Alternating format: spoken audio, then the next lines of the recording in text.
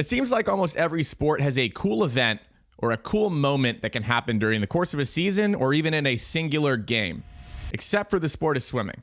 Let me explain. Michael Phelps, you probably know the name. Well, he won 8 Olympic gold medals in a single Olympic Games back in 2008 at the Beijing Olympics. And to talk about that event, that occurrence, if I was at a bar hanging out with some friends, maybe eating dinner, and I wanted to bring it up, I would have to say something along the lines of, hey guys, do you remember that time when Michael Phelps won 8 gold medals in a single Olympic Games? It's just a little bit wordy, right? It's a little bit wordy. In baseball, you have a perfect game. You have a no-hitter. In baseball, you even have hitting for the cycle, which if you're not familiar with baseball means that a batter hits a single, a double, a triple, and a home run all in one game, all just in one game. In soccer, you have a hat trick, 3 goals in one game. In hockey, you have a hat trick, 3 goals in one game. In horse racing, you have the Triple Crown, which means a horse that is ridden by a person. I don't really know who is considered to be the winner in that situation. Is it a combination of winning? Are they a team? I'm assuming they are a team. I'm not familiar with horse racing and how you talk about horses and the people racing the horses, but the horse, I guess we're go with the horse in this situation, wins 3 races.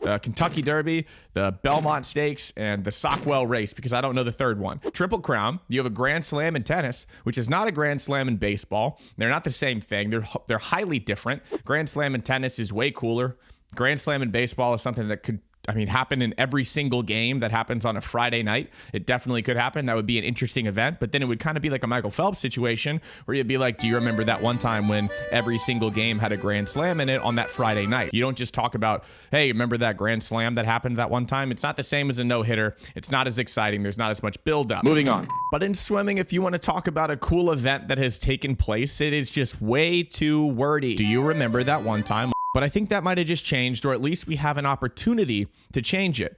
Let's rewind a little bit back to the 2023 SEC Swimming and Diving Championships just earlier this year. It is a short course yards meet, so if you are a meters person or you're a non-American, you don't like NCAA swimming because the times are confusing, I understand. Listen, I understand where you're coming from, but just bear with me for a second. All it is an example to provide a little bit of context to the situation, and then we will move right back into the meters pool. I promise you, so stay with me, my non-American yards-hating fools out there, okay? But during the 2023 SEC Swimming and Diving Championships, we had a really cool battle heating up between 2 of the biggest names in the sport, Jordan Crooks of Tennessee and Josh Leando of Florida. Also great meters swimmers. So there we go, a little bit of yards, meters, meet in the middle, if you will. But they were both swimming the 50 free, the 100 free, and the 100 fly. And as I was watching it, and I was watching like the prelims or the first individual race that they were swimming, I noticed that they were all swimming those same races. And there's 2 really big deal swimmers in the space. And I was like, this is hyper competitive.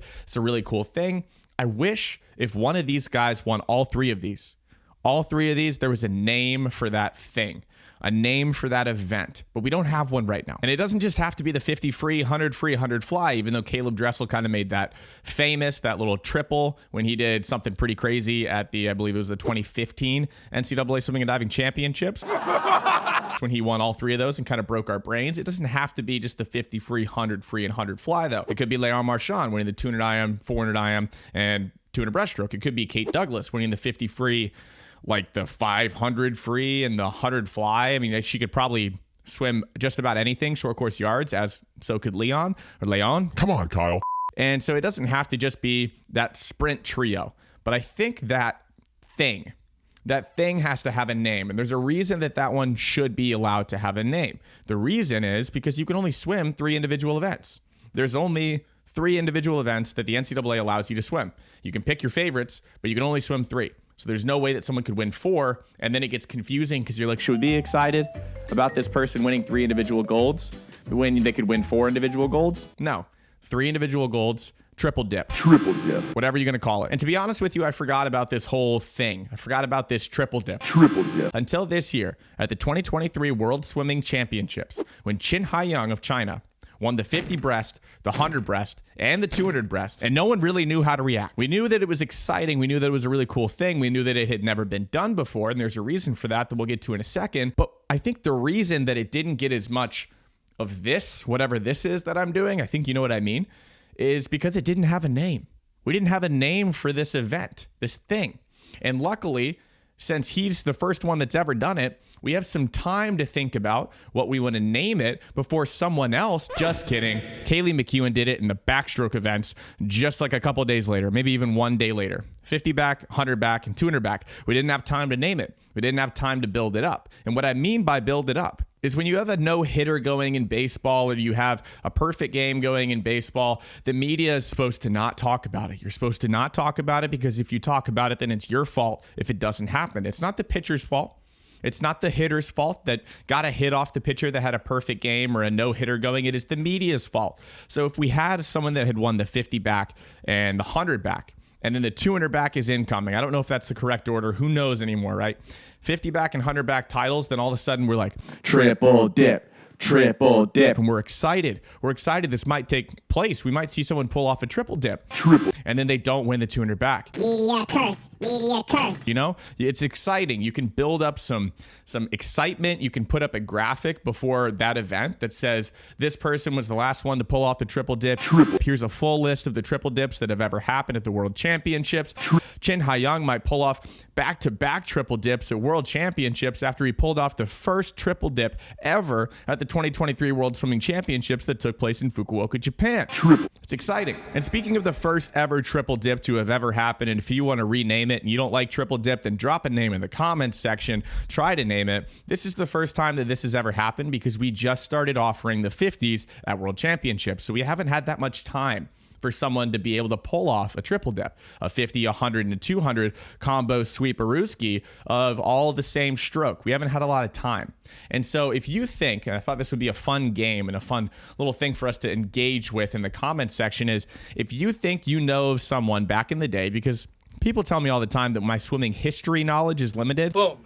Roasted. And guess what? You might be right. And that's why I lean on y'all. Go down to the comment section and let me know if you know of a name from back in the day that could have pulled off the triple dip. Drop the name, drop the stroke that they would have done it in, and let me know if you think of somebody that is maybe being a little bit slept on because they didn't get the chance to pull off a triple dip.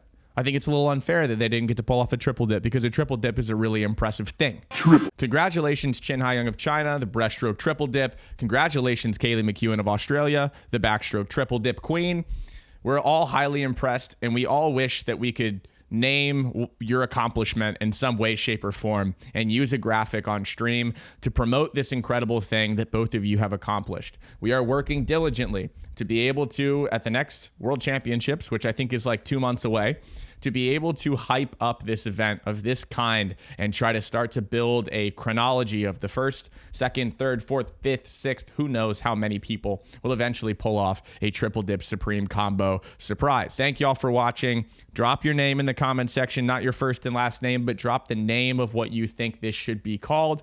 Drop somebody's name in there that you think back in the day could have pulled off a triple dip, be it the 400, 800 and mile, be it the 50, 100 and 200 freestyle, whatever you think it is, drop it in there. Like the video on the way down there or while you're down there. Thanks for watching, and I'll see you in the next one. See ya.